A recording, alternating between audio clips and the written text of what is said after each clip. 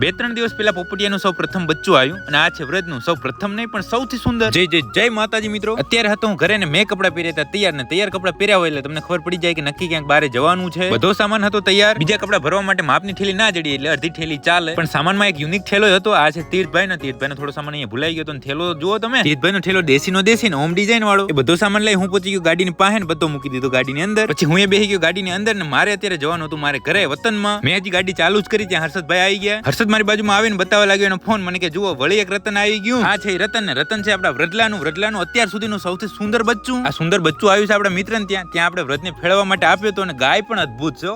રતન પક્કાયું રતન. આ છે બચ્ચાના બીજા થોડા ફોટા અને બચ્ચો ફોટામાં તો એવો સુંદર લાગે છે ભાઈ. ઓહો શું વાત કરવી આની. ઘરે જતા મેં વ્રજનું સુંદર બચ્ચું જોઈ લીધું હતું ને હવે આપણે અહીંયાથી નીકળવાનો સમય થઈ ગયો હતો. ગાડી લઈ ક્યાંય પણ બહાર જવાનું હોય તો સૌ પ્રથમ તો અહીંયા હાજરી પુરાવા આવવું જ પડે. ત્યાં હાજરી પુરાવાની સાથે આને ખવડાવવું પડે. ગાડી બાઈને ભરપેટ ખવડાવીને હું નીકળી ગયો આપણા ઘર તરફ. રાપરથી નીકળીને પ્રથમ હોલ્ડ કર્યો 150 કિલોમીટર અને 300 એ દેખાઈ ગયો ગરવોગઢ ગિરનાર. જુનાગઢ થી થોડા આગળ જતા આવી ગયો ટોલ નાકું. આ ટોલ નાકામાં હોય શું ખબર નહીં પણ માણસાનાથી બીઆઈ ભારે કે આના હાટુ તો રસ્તા બદલી નાખે. આ ટોલ ગેટ ના બીવાનું એક સોલ્યુશન તમને આપું. એક 3000 રૂપિયાનો પાસ કઢાવી લેવાનો ને વાહ ટોલ નાકાને સામેથી બોલાવવાનું કે આવી જા ભાઈ આવી જા, તું બીવાનું નહીં જરાય. હું રાપરથી નીકળ્યો એટલે 150 કિલોમીટર થયું, 300 કિલોમીટર થયું, હવે 400 કિલોમીટર પૂરા થઈ ગયા હતા. ઘરે પહોંચતાની સાથે જ હું સીધો પહોંચી ગયો મારા કાનુડા પાસે. તો ભલે મિત્રો આજનો આ દિવસ પૂરો, આજનો આ વ્લોગ પૂરો. લાઈક કોમેન્ટ શેર કરવાનું તમે ભૂલતા નહીં.